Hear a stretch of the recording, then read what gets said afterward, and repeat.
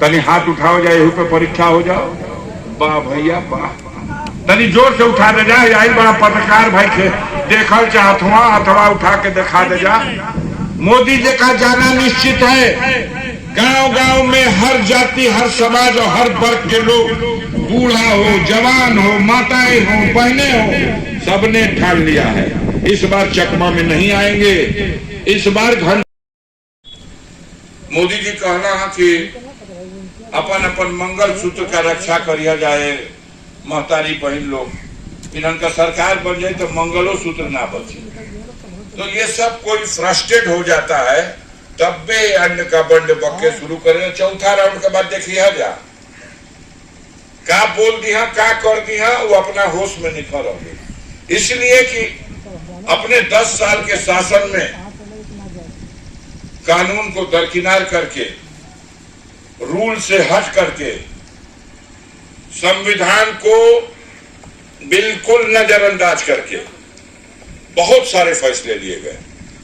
हाय हाय दुनिया चिल्लाती रह गई, लेकिन मोदी अपने बहुमत के नशे में लगातार एक से एक उल्टे सीधे फैसले देते रहे। उसी का परिणाम है आज ये, उसी का परिणाम है।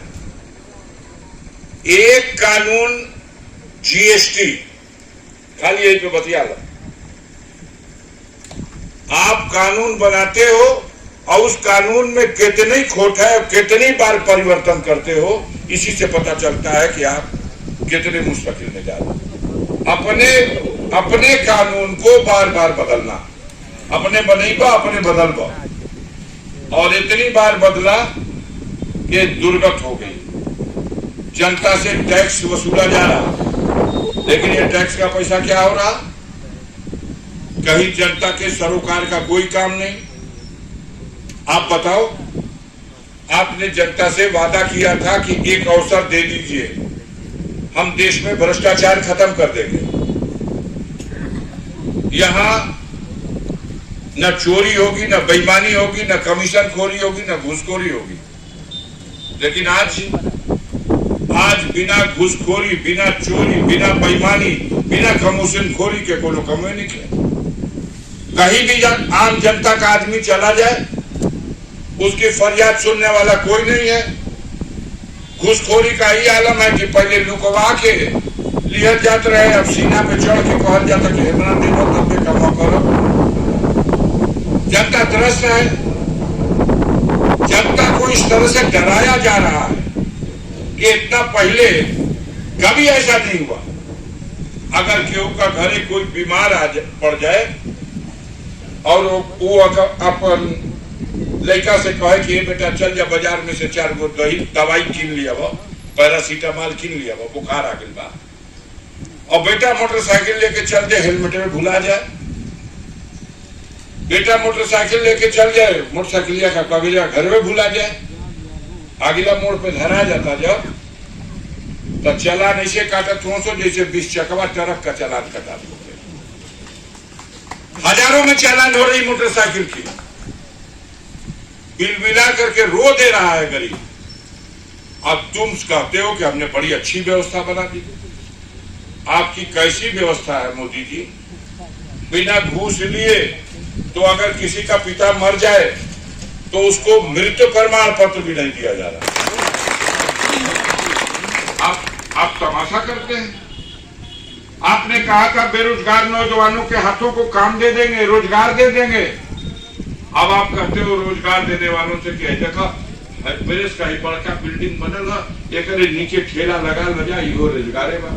याद बा कि ना? उन्होंने कहा था बेरोजगारों से इहो रोजगार बा, पकौड़ा छाना जा। कितना आदमी पकौड़ा छनिया, कितना आदमी पकौड़ा खइया। एक तो ठेला लग जाए तो उसका भी पकौड़ा नहीं बिकेगा। और आप भाई डिग्रिया माई बाप दिवैल ये पकौड़िया छाने खातिर दिवाल बा। बहादुरगंज का बड़ौदा मिल काहे नहीं चालू हो जाए? 1200 मजदूरों के बच्चे वहां रोजी रोजगार पाते थे, बंद। क्या है विकास के नाम पर? तो नंदगंज में दारू का कारखाना, गाजीपुर में अफीम का कारखाना। अब ये अफीम का कारखाना और दारू का कारखाना गाजीपुर के जनता के विकास का है कि विनाश का साधन है? आप बताओ। मैं हीरोइनबाज घूमत हूं तो बनरो अफीमिया चाट चाट के मदरचिया घूम के तरवा पे भूलत हूं तो अपना मन। ये अफीम फैक्ट्री तुम्हारी देन भी नहीं है, ये तो अंग्रेजों ने भारत के अंतिम समय में जब पूर्वांचल की बगावत से अंग्रेजी हुकूमत हिल गई थी, तब पूर्वांचल की बगावत को दबाने के लिए ये अफीम फैक्ट्री बनाई गई। अब किसानों से कहा गया कि अफीम का खेती करा जा, खूब चीरा लगावा जा, आधा चाट लगा अपने, आधा कंपनी में पहुंचा करके होकर पैसा ले मददची हो जाए। ये बागी नौजवान पूर्वांचल का, उसमें फोर्स के लोग हो या जो भी हो, कौन है? विकास के नाम पर गाजीपुर में क्या किया आपने? जनता के साथ धोखा किया आपने। आपने कहा था बुलेट ट्रेन चलाएंगे, जहाज का रफ्तार से तेज हमारी बुलेट ट्रेन चली। तनी बताओ जब भैया बुलेट ट्रेनिया कौना स्टेशन से कौना स्टेशन पे चला था? हम घुमा दें टिकट कटा के अपना वर्ष। इस देश में एक भी बुलेट ट्रेन नहीं चली। आपने कहा था गरीब आदमी जो हवाई चप्पल पहन के घूमेला, एक हम हवाई जहाज में उड़ाई भी हमारा सपना। कितना गरीब लूट के रतिया में जब जहाज उड़ेला तो सोचे ना कि मोदी जी हमरो के टिकटवा भेजिए तो हम जहाजिया में गरीब। एयर इंडिया, इंडियन एयरलाइंस बेच दिया, बनवले ना रहा।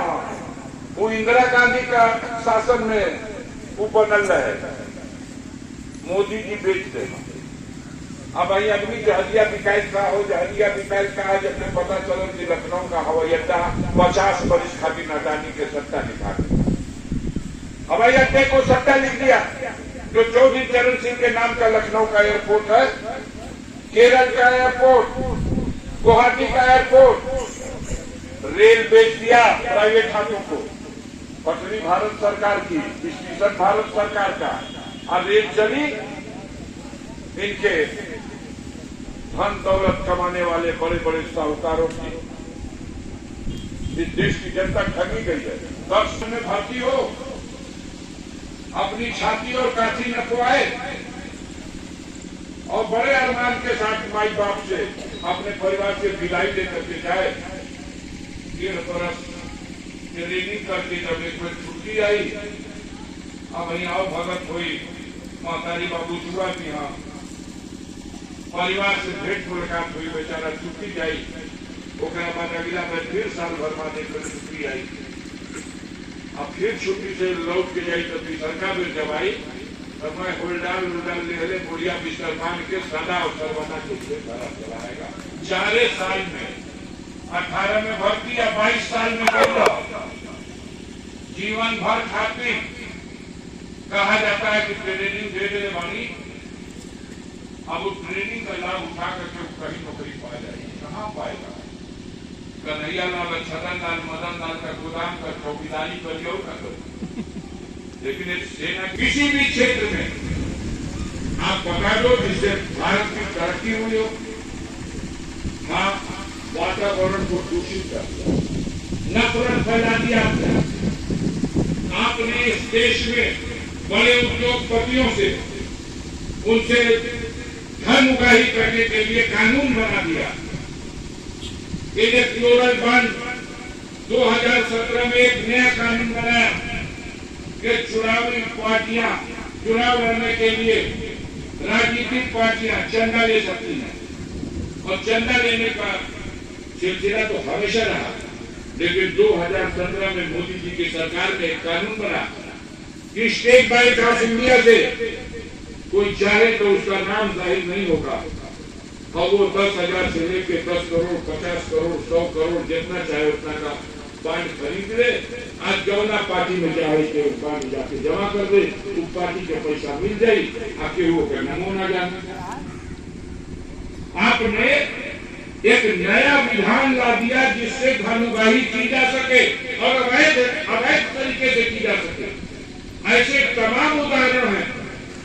ऐसे उद्योगपतियों पे आपने छापा डलवाया है, पहले सीबीआई का, इनकम टैक्स का, ईडी का, और जब वो दौड़ के गया है कि बचावा माई बात, तो उसे धनुगाही करने का काम किया है, इलेक्टोरल बांड लिया, हद कर दिया, हद कर दिया। भारत में बीफ का व्यापार करने वालों से, बीफ का मतलब मुझे लगा क्यों जानता, बोला गोमांस, गौ हमारी माता है।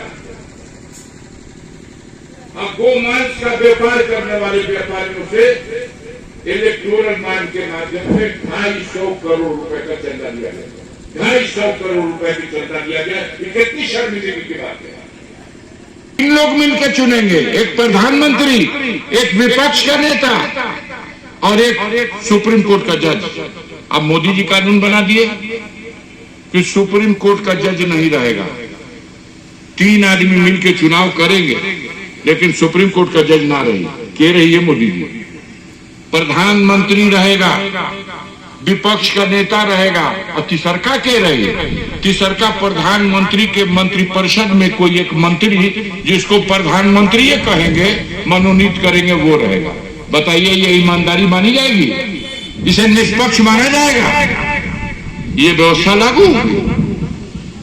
अभी चुनाव की घोषणा से चंद दिनों पहले भारत में 2 निर्वाचन आयोग श्री नरेंद्र मोदी जी ने इस कमेटी के माध्यम से नियुक्त कर दिए। अभी चुनाव 1 जना पहले चलना, 2 जना और आगे। ये चुनाव कराओ तुम लोग। कैसे है नियत आपकी? कैसे माना जाए कि आप साफ नियत से है?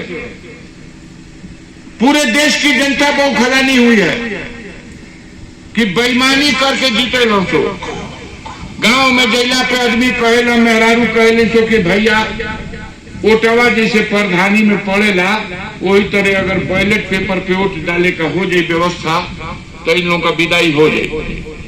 कहना कि ना कहना? मोदी जी के ये बा कि ना ना, सबसे अच्छा व्यवस्था मशीनीय से बा। जनतो चाहती है मशीनीय रहो। हम यहाँ जितना जनता जनार्दन बैठल बा तो हम लोगों से पूछल चाहते हैं कि बतावा जा, मशीनिया हटा के अब बैलेट पेपरवा से वोट पड़ी, ये बात से कितना लोग सहमत हो जाता? नहीं, हाथ उठावा जा। सब सहमत बा? अच्छा, हाथ गिरावा जा। अब कितना आदमी एक मानत हुआ जा कि अगर मशीन में वोट पड़ी तो वो अच्छा बा, वो निष्पक्ष बा? केहू भाई सुनो, केहू ना। सब चाहता, ये लिए चाहता कि देश की जनता का विश्वास खो चुका है ये सरकार और ये व्यवस्था, ये सिस्टम। लेकिन बरियन थोपल बा, यही से हो घपला करे का मौका रहे। राजा ऊ चाहिए भैया कि जो प्रजा चाहता ओकरा अनुसार नियम बनावो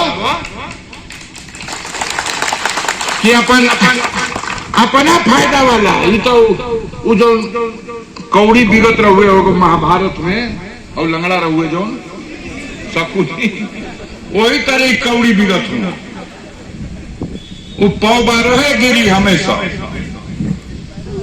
तो बेईमान है वो, चाहे महाभारत का शकुनी हो या आज की व्यवस्था में बैठे हुए लोग जो मशीन को कहते हैं सही है, अब बैलेट पेपरवा के अरे बाह रे अंधेर। ये जनता प्रधानी में वोट दे दिया बैलेट पेपर पे, ओके वोट देवे आवता, एमपी में लेके वोट ना दिली तो नहीं लोग के तरफ उतरना, बड़ी वोट गड़बड़ हुई, बड़ी नुकसान हुई, बड़ी टाइम लगी। तो साथियों, जनमत तो इनके विरोध में खड़ा है। मोदी सरकार के विरोध में देश में 75% 80% जनता जनमत उनके विरोध में है।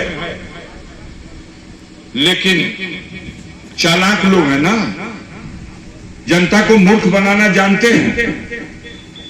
अब मूर्खता की परीक्षा लेते हैं कि जनता अभी जाल में फसल दिया कि ना। अब कोरोना जब भइल हुए दुनिया तिराह तिराह बोल दिलस, लाश का अंबार लग गई। जब एक बेर बंद कैलस रेल और रोड दूनो, तो हजार हजार किलोमीटर से जो गरीब के बेटे फंस गए, रोजी रोजगार मजदूरी के लिए गए थे दूर दूर, महाराष्ट्र में फंस गए, गुजरात में फंस गए, आंध्र प्रदेश में फंस गए, बंगाल में फंस गए। वो बेचारा पैदले चल देना तो अपन जीवन के जोखिम में डाल के कितना रास्ते में मर गए।